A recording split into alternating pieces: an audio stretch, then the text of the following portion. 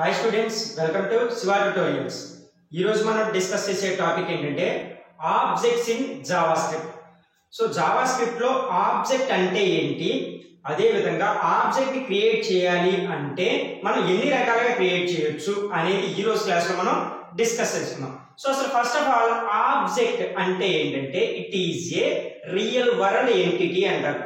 So అంటే example ఏంటంటే ఒక ప్లేస్ అవ్వచ్చు, ఒక పర్సన్ అవ్వచ్చు, ఒక థింగ్ అవ్వచ్చు, వీటన్నింటినీ ఏమని చెప్తున్నాం అంటే మనం ఆబ్జెక్ట్ అంటున్నాం. సో ఇది జావా క్లాస్ లో మనం చాలా క్లియర్ ఎక్స్ప్లెనేషన్ ఆల్రెడీ చేసుకున్నాం, బట్ అయినా సరే ఇక్కడ లిటిల్ బిట్ గా నేను మీకు ఎక్స్ప్లెయిన్ చేస్తాను. చూడండి, ఆబ్జెక్ట్ చూడండి, ఇక్కడ ఆబ్జెక్ట్ నేను రియల్ వరల్డ్ ఎంటిటీ అన్నాను. ఎగ్జాంపుల్ కి కార్, ఇదిగో చూడండి ఇక్కడ రాశాను. ఆబ్జెక్ట్ అనేదాన్ని కార్ అనుకున్నాం. ఓకేనా, ఒక కార్ ని ఒక ఆబ్జెక్ట్ అంటున్నాం. అయితే ప్రతి ఆబ్జెక్ట్ కి మనకి ప్రాపర్టీస్ అదే విధంగా మెథడ్స్ అనే రెండు కండిషన్స్ ఉంటాయి. సో ప్రాపర్టీస్ అంటే ఏంటి, ప్రతి కార్ కి కార్ అనేది ఆబ్జెక్ట్ కాబట్టి ఆబ్జెక్ట్ కి వచ్చేసరికి ఏం జరుగుతుంది, ఇక్కడ ప్రాపర్టీస్. ఎగ్జాంపుల్ కి కార్ ఏమున్నాయి, కార్ యొక్క వెయిట్, కార్ యొక్క కలర్. ప్రతి ఒక్క కార్ కి ఒక వెయిట్ ఉంటుంది, ప్రతి ఒక్క కార్ కి ఒక కలర్ అనేది ఉంటుంది. ఓకేనా, సో ఈ కార్ ని బట్టి అంటే ఒక్కొక్క మోడల్ ని బట్టి మనకి ఏం జరుగుతుంది అంటే ఇక్కడ వెయిట్ కలర్ అనేది చేంజ్ అవుతూ ఉంటుంది. అంటే ప్రాపర్టీ వాల్యూస్ అనేవి కార్ ని బట్టి, డిజైన్ ని బట్టి మనకి చేంజ్ అవుతా ఉంటుంది. ఓకేనా, ప్రాపర్టీని బట్టి. ఓకేనా, నెక్స్ట్ వచ్చేసరికి చూడండి, నెక్స్ట్ ఆబ్జెక్ట్ కి ప్రాపర్టీస్ ఉంటాయి, అదేవిధంగా మెథడ్స్ ఉంటాయి. మెథడ్స్ అంటే ఏంటి అంటే చూడండి, కార్ కి ప్రాపర్టీస్ ఏంటి, వెయిట్, కలర్. మరి అదే విధంగా మెథడ్స్ ఏంటి, స్టార్ట్, స్టాప్. సో కార్ అనేది మనం ఏమేమి యాక్షన్స్ అనేవి, సో ఇక్కడ మెథడ్స్ ని ఇక్కడ ఏమంటాం అంటే యాక్షన్స్ అంటాం. ఓకేనా, సో ఏమేమి యాక్షన్స్ అనేవి పర్ఫామ్ చేస్తాం. స్టార్ట్ చేసుకోవచ్చు, అదే విధంగా స్టాప్ చేసుకోవచ్చు. అదే విధంగా మనం ఏంటంటే ఫ్రంట్ కి మూవ్ అవ్వచ్చు, బ్యాక్ కి మూవ్ అవ్వచ్చు. నెక్స్ట్ అదే విధంగా విండోస్ అనేవి డౌన్ చేయొచ్చు, అదే విధంగా విండోస్ అనేది అప్ చేయొచ్చు. సో ఇలాగా కొన్ని మెథడ్స్ అనేవి ఉంటాయి. మెథడ్స్ మీన్స్ ఏంటి, ఇక్కడ యాక్షన్స్. ఓకేనా, సో ఇది వచ్చేసరికి ఏంటంటే ఓవరాల్ గా మనకి ఆబ్జెక్ట్ గురించి. నెక్స్ట్ అదే విధంగా ఇంకా ఆబ్జెక్ట్ గురించి క్లియర్ గా ఎక్స్ప్లెనేషన్ ఇచ్చుకుందాం. చూడండి, ఇక్కడ first in Java script everything is an object. Java script లో ప్రతి ఒక్కటి ఆబ్జెక్టే అవుతుంది. ఓకేనా, సో అది ఏంటి అంటే చూడండి, నెంబర్ అనేది ఇక్కడ ఆబ్జెక్ట్. దీన్ని న్యూ అనే కీవర్డ్ ని యూజ్ చేసుకొని ఆబ్జెక్ట్ ని క్రియేట్ చేస్తాం. జావా క్లాస్ మీరు విన్నట్టయితే న్యూ అనే కీవర్డ్ గురించి క్లియర్ గా అర్థమవుతుంది. ఇక్కడ కూడా ఎక్స్ప్లెయిన్ చేస్తాను. నెక్స్ట్ అదే విధంగా స్ట్రింగ్స్ అనేది కూడా ఆబ్జెక్టే. బూలియన్ అంటే ట్రూ ఆర్ ఫాల్స్, ఇవి ఆబ్జెక్ట్ అవుతాయి. డేట్స్, మనం ఏమైనా డేట్స్ ఇవ్వాలంటే ఆ dates. Maths, erase, functions, regular expressions ప్రతి ఒక్కటి కూడా ఏంటంటే జావా స్క్రిప్ట్ లో ఆబ్జెక్ట్ గానే తీసుకుంటారు. ఓకేనా, నెక్స్ట్ అదే విధంగా చూడండి, ఇంకా ఆబ్జెక్ట్ గురించి ఇంకా ఇండెప్త్ గా చెప్పుకోవాలంటే జావా స్క్రిప్ట్ ఓకేనా is a object oriented programming అంటారు. అసలు మెయిన్ గా Java is a object oriented programming language, C++ is a object oriented programming language. అదే విధంగా Java script is a object oriented programming language అని చెప్తారు. ఓకేనా, సో నెక్స్ట్ చూడండి, అయితే it provides for basic capability to developers. So capacity అనేది ఇస్తుంది, ఎలాగా 4 ఇస్తుంది. ఎవరికి, డెవలప్ చేసే వాళ్ళకి, డెవలపర్స్ కి కొన్ని మనకి అంటే 4 రకాల క్యాపబిలిటీస్ అనేది ఇస్తుంది. ఓకేనా, అవి ఏంటి అంటే ఫస్ట్ వన్ వచ్చేసరికి చూడండి, encapsulation, second aggregation, third inheritance, fourth polymorphism. ఈ 4 ప్రాపర్టీస్ ని మనకి అంటే ఎవరైతే డెవలప్ చేస్తారో వాళ్ళకి ఇస్తుందంట ఈ జావా స్క్రిప్ట్ అనేది. సో వన్ బై వన్ చూద్దాం. ఎన్కాప్సులేషన్ అంటే ఏం జరుగుతుందంటే మనకి చూడండి, డేటా ఆర్ మెథడ్స్. సో డేటాని కానీ మెథడ్స్ ని కానీ together in a object. So ఇక్కడ ఏం జరుగుతుందంటే కలెక్షన్ ఆఫ్ డేటా అంటే డేటాలన్నింటినీ ఒక దగ్గర కలిపేసి ఇచ్చేస్తుంది. Okay, encapsulation. నెక్స్ట్ అదే విధంగా చూడండి, ఇంకా మెథడ్స్ అన్నింటినీ కలిపి ఒక దగ్గర పెట్టేస్తుంది. సో ఎగ్జాంపుల్ ఒక ఎగ్జాంపుల్ చెప్తాను చూడండి, క్యాప్సూల్. క్యాప్సూల్, టాబ్లెట్ రెండు వేరు. టాబ్లెట్స్, క్యాప్సూల్ అంటే ఏంటంటే మనకి మీరు క్లియర్ గా చూస్తున్నట్టయితే ఒక ప్లాస్టిక్ తో ఒక గొట్టం ఒకటి వస్తుంది. ఓకేనా, దాన్ని ఇలా ఓపెన్ చేస్తే దాంట్లో చిన్న చిన్న బాల్స్ ఉంటాయి. సో అది మీరు క్లియర్ గా అబ్జర్వ్ చేసినట్టయితే ఏం జరుగుతుందంటే, మీరు ఎప్పుడైతే ఒక క్యాప్సూల్ అనేది ఇట్లా ఓపెన్ చేశారో, ఓపెన్ చేసినప్పుడు ఏం జరుగుతుందంటే దాంట్లో ఎల్లో కలర్ లో, బ్లూ కలర్ లో, రెడ్ కలర్ లో ఇట్లాగా కొన్ని బాల్స్ ఉంటాయి. సో ఇక్కడ ఒక్కొక్కటి ఒక్కొక్క కెమికల్. సో ఏం జరుగుతుంది, అన్నింటినీ కలిపి ఒక దగ్గర స్టోర్ చేసేదాన్ని క్యాప్సూల్ అంటాం. అదే విధంగా ఇక్కడ డేటాలన్నింటినీ లేదా ఆబ్జెక్ట్స్ అన్నింటినీ లేదా ఏమైనా రెండింటిని కలిపి ఒక దగ్గర ఉంచేదాన్ని ఎన్కాప్సులేషన్ అంటారు. ఎన్కాప్సులేషన్ లో మనకి క్యాప్సూల్ ఉంది చూసారా, క్యాప్సులేషన్ అని. సో అందుకని దీన్ని క్యాప్సూల్ గా గుర్తుపెట్టుకుని ఈజీగా అర్థమవుతుంది. ఓకేనా, డిఫరెంట్ అన్నింటినీ కలిపి ఒక దగ్గర పెట్టేదాన్ని ఎన్కాప్సులేషన్ అంటారు. ఓకేనా, సెకండ్ వన్ అగ్రిగేషన్. అగ్రిగేషన్ అంటే చూడండి it stores one object inside another object. So ఇక్కడ ఏం జరుగుతుంది, ఒక ఆబ్జెక్ట్ ఉంటుంది, దాన్ని స్టోర్ చేసుకుంటుంది, దాని లోపల ఇంకో ఆబ్జెక్ట్, మళ్ళీ దీని లోపల ఇంకో ఆబ్జెక్ట్, మళ్ళీ దీని లోపల ఇంకో ఆబ్జెక్ట్, అలాగే ఏం జరుగుతుందంటే ఒకదాని లోపల ఇంకొక దాన్ని స్టోర్ చేసే ఫెసిలిటీ అనేది ప్రొవైడ్ చేసింది ఏంటది, అగ్రిగేషన్ అనే దాని ద్వారా.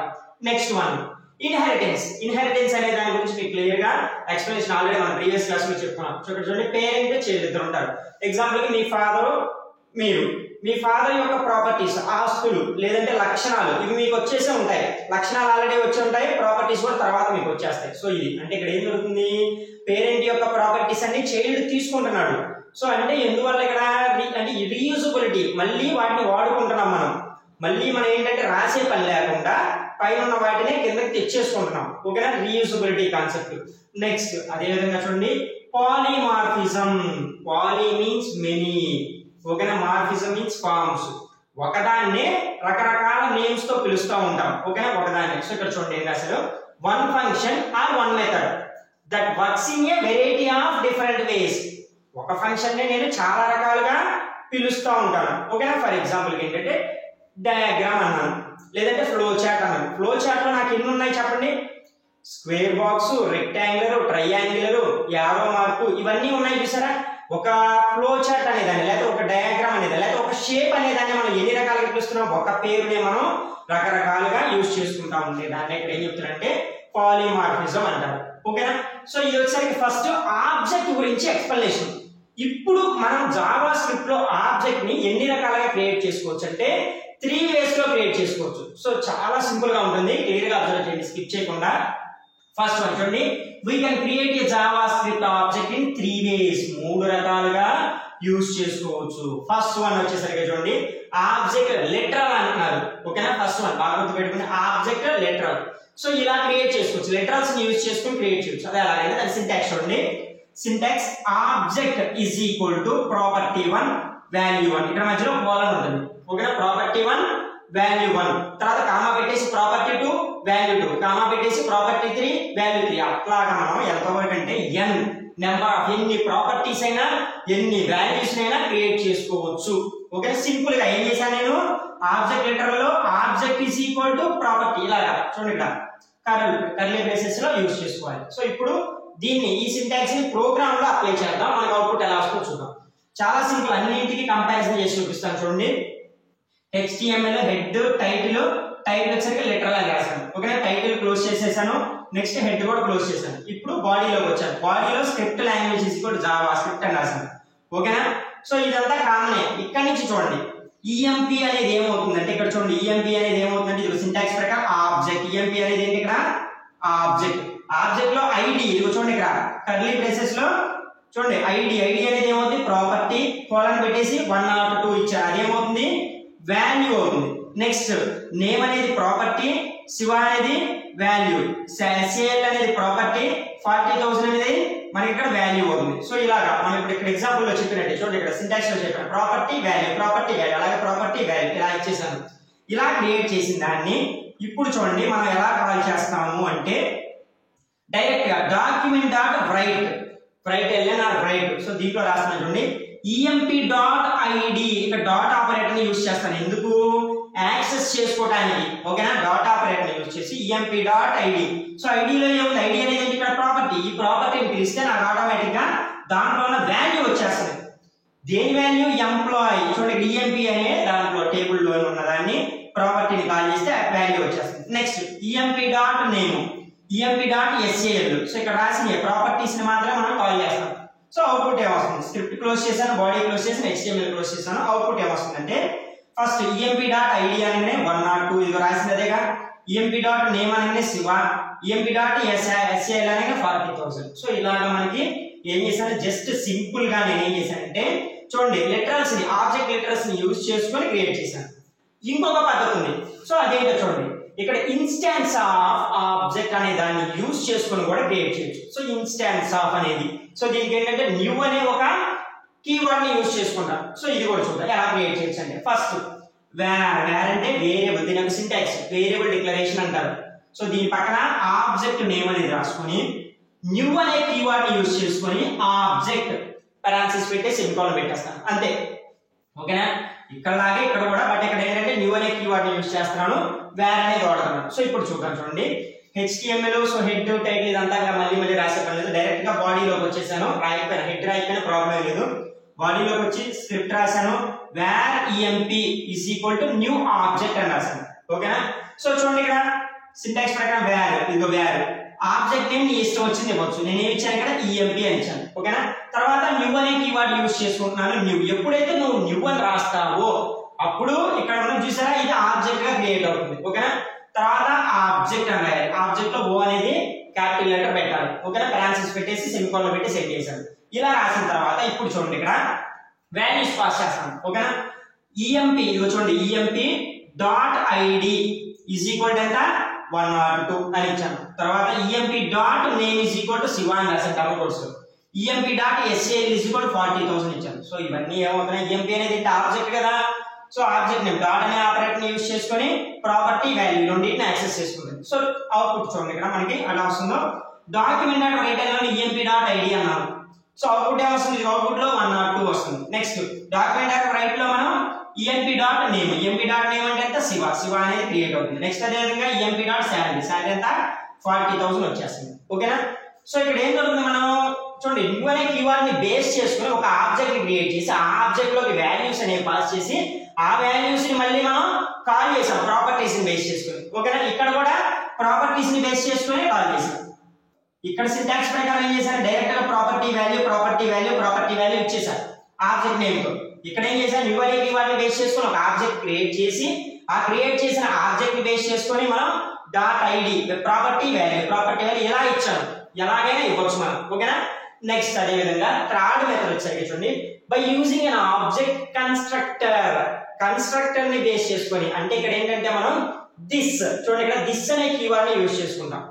సో దిస్ అనే కీవర్డ్ ని డాట్ అనే ఆపరేటర్ ని యూజ్ చేసుకొని మనం ఏం చేస్తామంటే ఇక్కడ ఆబ్జెక్ట్ ని క్రియేట్ చేస్తాం. సో అది ఎలాగా HTML నెక్స్ట్ బాడీ రాసిన డైరెక్ట్ గా హెడ్ వదిలేసి స్క్రిప్ట్. ఇక్కడ చూడండి ఇక్కడ ఒక ఫంక్షన్ ని క్రియేట్ చేసుకుంటున్నాను. క్లియర్ గా అబ్జర్వ్ చేయండి, ఒక ఫంక్షన్ ని క్రియేట్ చేస్తున్నాను.